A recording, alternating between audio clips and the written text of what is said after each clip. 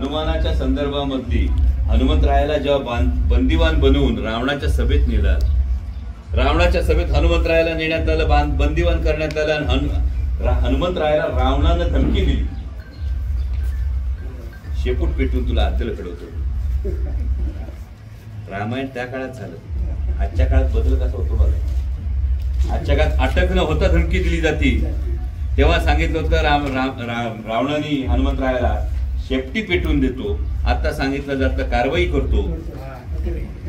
तेव्हा हनुमंतरायाने रावणाची बाजू घेतली होती का? आता काय करतात?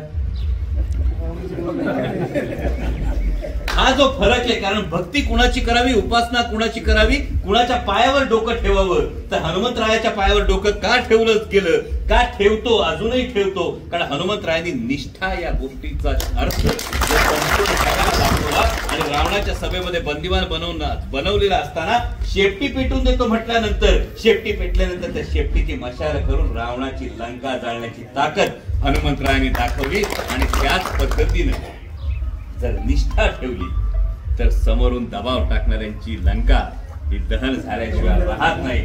आणि अशाच पद्धतीने सर्वसामान्य शेतकऱ्यांच्या आयुष्यामध्ये, सर्वसामान्य तरुणांच्या आयुष्यामध्ये, सर्वसामान्य नागरिकांना महागाईच्या खाईत लोटणाऱ्या या सरकारची ही लंका ही आता आपल्याला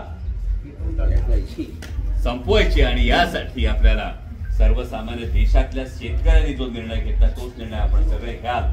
चिन्ह आपलं बदललं. आता